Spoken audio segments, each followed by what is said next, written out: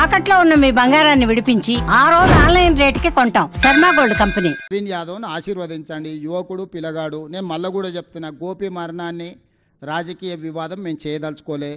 వాళ్ళ తల్లి, వాళ్ళ పిల్లలు, వాళ్ళు చేస్తున్న ఆరోపణలు, కేంద్ర మంత్రి బండి సంజయ్ గారు ఆరోపణలు చేస్తున్నారు కాబట్టి వాళ్ళు పోలీసు వాళ్ళకి లేఖ రాస్తే పోలీసు వాళ్ళు ఖచ్చితంగా విచారణ చేస్తారు. మరణం వెనకాల ఉన్నది వాళ్ళ సొంత తల్లి అంటున్నది.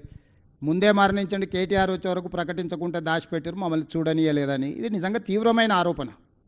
ఏ తల్లి కూడా ఒక కొడుకు మరణాన్ని వేరే ప్రయోజనాల కోసం వేరే ఆలోచనలతో మాట్లాడుతుందని నేను నమ్మను. అమ్మ మీద ఉండే నమ్మకం నాకు ఏ అమ్మ మీదైనా. సొంత తల్లిని కన్న కొడుకు చావు బతుకుల మధ్యలో ఉంటే చూడకుండా ఆపినరు అని అంటే దీనికి కారణం ఎవరు?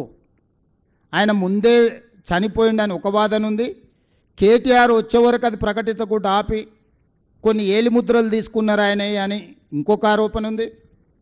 మిగతా వాళ్ళు అన్నారు ఈ ప్రభుత్వం పోయిన తర్వాత మాగంటి గోపి గారి కుటుంబం వ్యక్తుల మీద ఉన్న ఆస్తులు ఏంటివి, ఆస్తులు ఎవరికి బదిలీ అని కూడా విచారణ చేయాలని ఇంకా కొందరు అంటున్నారు. ఇట్లా రకరకాల చర్చ జరుగుతుంది. ఏ చర్చ అయినా బండి సంజయ్ గారు ఫిర్యాదు చేస్తే మాత్రం ఆయన కేంద్ర మంత్రి, పార్లమెంట్ సభ్యుడు, పోలీసులు ఖచ్చితంగా విచారణ చేస్తారని నేను భావిస్తున్నా. చట్టం తన పని తాను చేసుకుపోతుంది. రాజకీయంగా మాగంటి గోపి మరణాన్ని నేను వివాదాస్పదం చేయదలుచుకోలేదు. వాళ్ళ కుటుంబ సభ్యులు, పిల్లలు కావచ్చు, తల్లి కావచ్చు, వారు సతీమణి, మొదటి సతీమణి కావచ్చు, రెండో సతీమణి కావచ్చు, ఆ వివాదాలను నేను మాట్లాడదలుచుకోలేదు. అట్లాంటి విషయాలల్లో నేను విఘ్నత ప్రదర్శించదలుచుకున్న. నా వివాదంలోకి నన్ను లాగకండి. ధన్యవాదాలు.